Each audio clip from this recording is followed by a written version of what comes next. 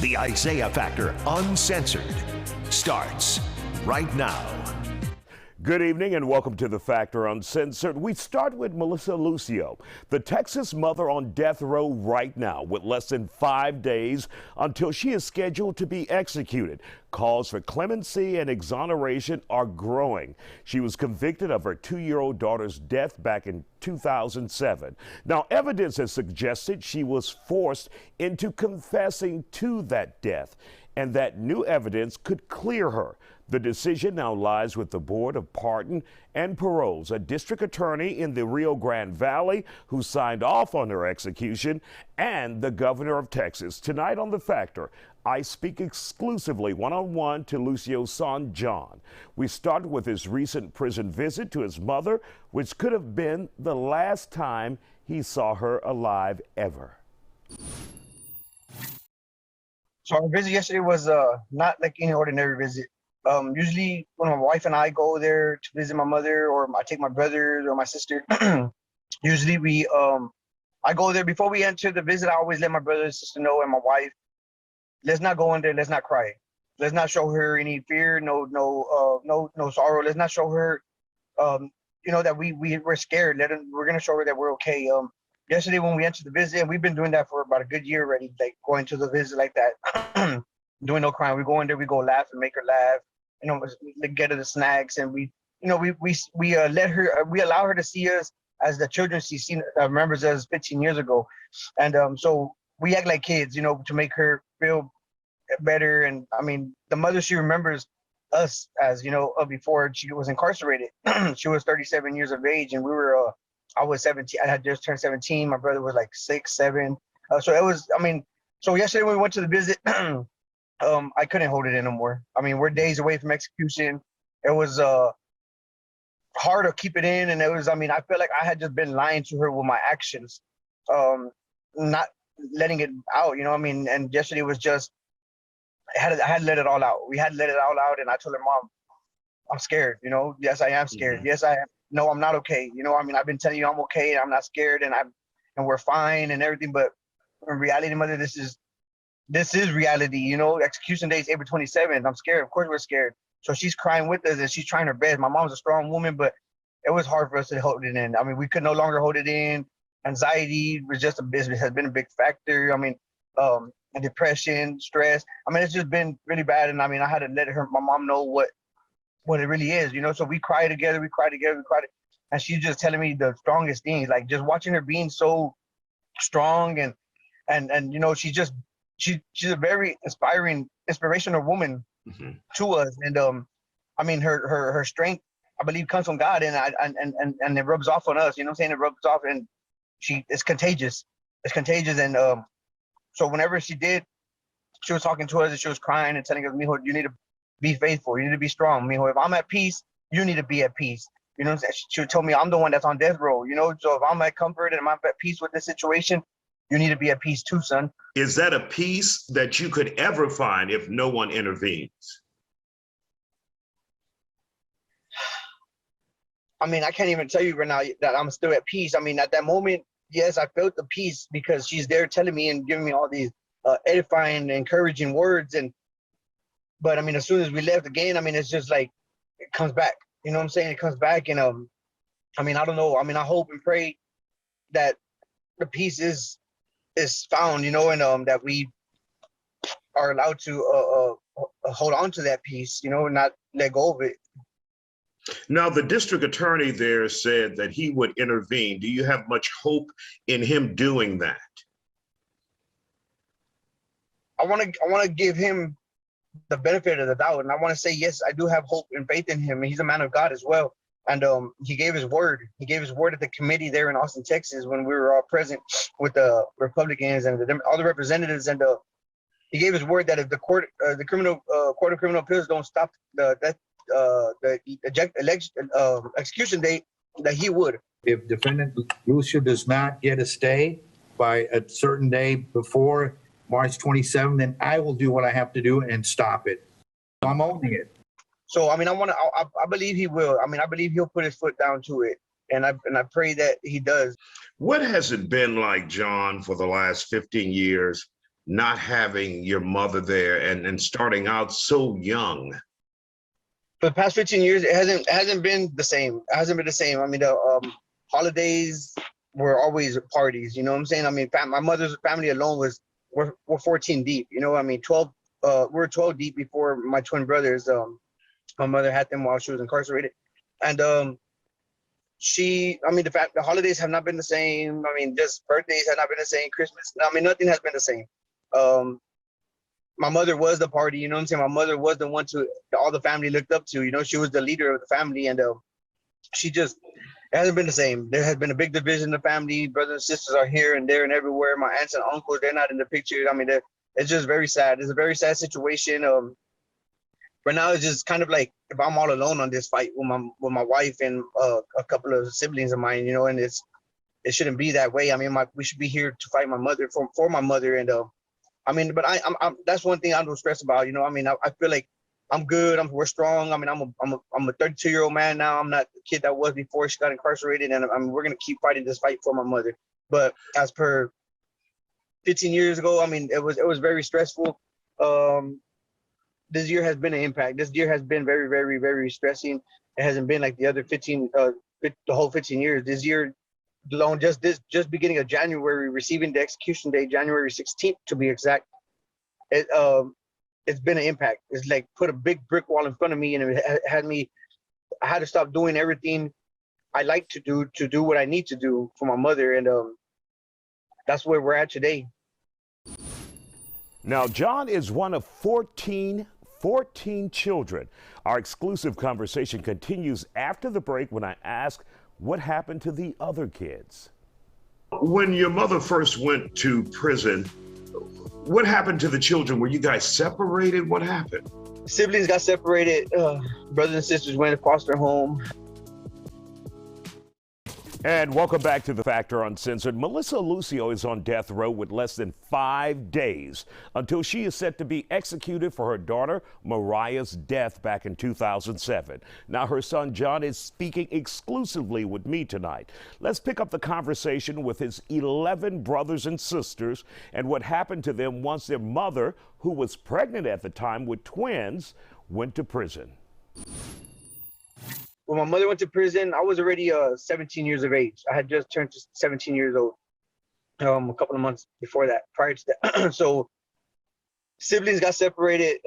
Brothers and sisters went to foster home. A little bit after that, a couple of my aunts and uncles, because of my aunts and relatives, took custody of my younger siblings, which was kind of a burden to them after a while. So they gave them back up. They went back to the state. We had another family member out of San Antonio, Texas.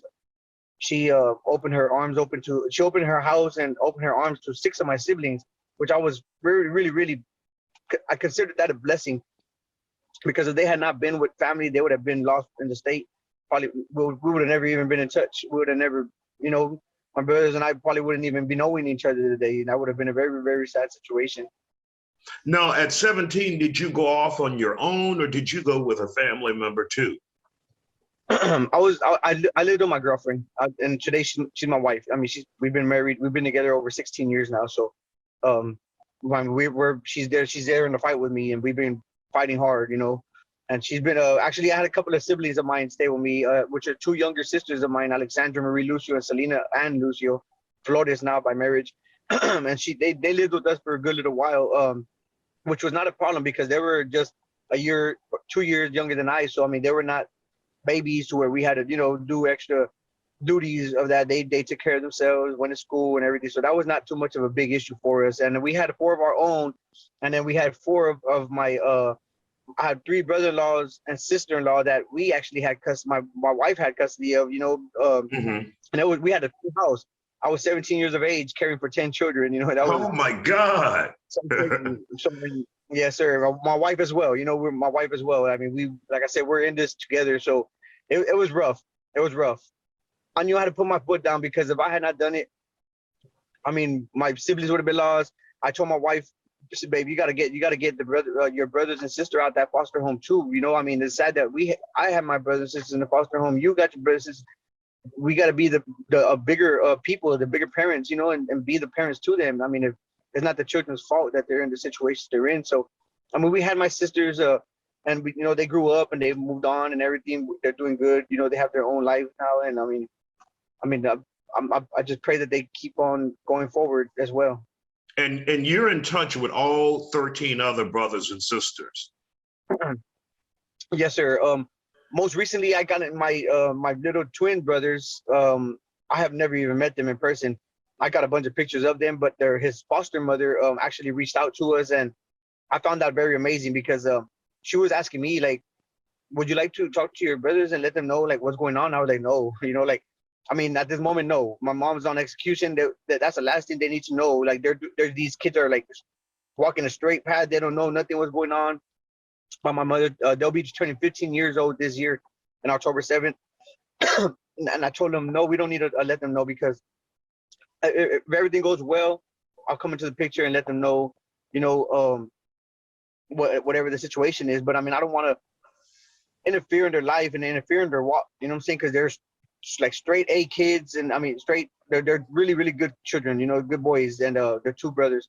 So I wouldn't want to get them involved in this situation, because it's been an impact in just my siblings and the ones that were aware of everything, and they were babies. My twin brothers were babies, so they don't know nothing about the situation.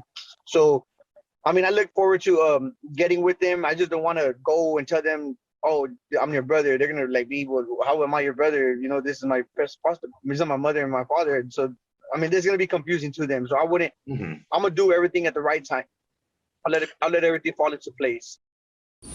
The real and raw conversation John Lucio continues after the break. He talks about his deceased sister, Mariah, at the heart of this whole ordeal, the one his mother went to prison over. And he also has a message to everyone worldwide supporting his mom.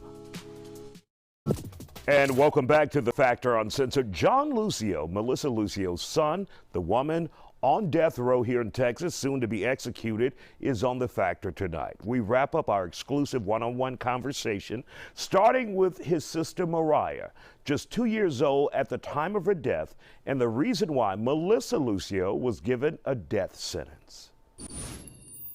And John, do you ever think about Mariah, who's at the heart of this case? Most definitely, sir. So I'm gonna be real honest with you. It's sad. I'm gonna be real honest with you about my situation. I was currently incarcerated, recently incarcerated. I served 10 years. While I went away, my brother and I stayed in correspondence. My wife and I stayed in touch. I mean, it was 2 different prison sentences. I did 2 5s. I did 1 5-year sentence and another 5-year sentence. And what hurt me the most is coming home and not seeing that my sister didn't have a stone. Mariah, after 15 years, like, it's just so sad that she didn't have a stone. So my wife and I, we put our foot down once and again. I mean, today I'm not the same person I was 15 years ago. I was a bad person. I was deep into the streets. It was just not, that wasn't me. Today I'm a different person. I knew I had to mature up and wise up, because nobody would have ever fought for my mom's life the way I'm fighting today. The way we're fighting today, my wife and I. And so Mariah had not had a stone. Mariah has always been on my mind. I mean, I love Mariah. She would have been turning 18 years old this year, September 6th. So, I come home to know that she didn't have no stone. I mean, all she had was just flowers and, different decorations that my wife would go take over there for, like, Easter, her birthday, Christmas, and whatnot. So it was just, it was just too much. So just most recently, my wife and I, we got that taken care of, and we ordered a stone for her, and it's a very beautiful stone that we actually got for her, and we actually did receive support from my mother's legal team, and they actually donated like a third of it, because it's the price of it is actually $1,800 for the stone, and it's a very beautiful one with a picture of her on it, and so it's about $1,800, and the legal team donated $500. So I mean, but that's besides the point. I mean, we doing this out of our heart, and I mean, we'll do more. We're gonna keep on doing more for her. I mean, Mariah will never be forgotten, not by us, not by us. And the last question, because I know you have to go. What do you think about all the public outpouring of support. People from around the country are saying your mother should be released. What is it like for you to see that kind of support now? I mean, I'm just amazed. I'm amazed. I mean, whenever this all happened on January 16th, I was confused. I was like, what am I gonna do? I don't even know where to start from. Like, to start raising awareness, start bringing up the publicity of my mother. I didn't know how to connect the dots. I didn't know how to get from A to Z. I was scared. I was lost. I was confused, and I was just like, what do I do? So whenever an organization out of Ohio contacted me, they were death penalty action, Abraham Bonowitz and Charles Keith. Very, I believe they were God sent to us. Another source was actually the film, the State of Texas versus Melissa Lucio, done by the film director Sabrina Van Tassel. So them three were a big support system in this situation. And in January, when they reached out to me, they had already reached out to me before, and I said, no, we don't need none of this. We're gonna be okay. But in January, we received the execution date. I was like, man, I cannot do this no more. I can't sit down. I can't be sitting around no more waiting for April 27th to arrive. Like, we got an execution date. We got to do something. We got to get up. We got to go. So we did. Death penalty action reached out to me again, and when they did, they were here. They were here in Texas immediately. About 3 days, maybe 4 days later, they flew down, and we went to work. For my mother and for myself, for my wife, and all of us, we just want to let them know, man, we're just very thankful. We're very grateful for them. We appreciate every single penny donated. We appreciate every single letter that they send my mother. These letters that my mother receives from them are very, very, once and again, edifying to her. You know, they keep her going. They keep her strong. They keep her, a lot of them that write to my mother, some of them are women that have been in situations like my mother, and they just tell my mother that they're inspired by her case, and that they're listening to my mother giving them the advice and the knowledge and the wisdom. It just has them going. So my mother hearing that she has people looking up to her, it has her going. You know, I mean, these people just uplift her spirits every single time. And I mean, we love these people. We love them. I mean, we can't even meet all of them because, like you said, they're all over the country. They're all over other countries. You know, we got France, we got Italy, we got Spain, we got Mexico, we got, I mean, just so many people that have been supporting her from everywhere. All right, sir. John Lucio, we want to thank you for joining us and sharing your story in depth. And we want to wish you and your family well, and also let you know that, like you already know, people all around the world, we're all praying for your mother.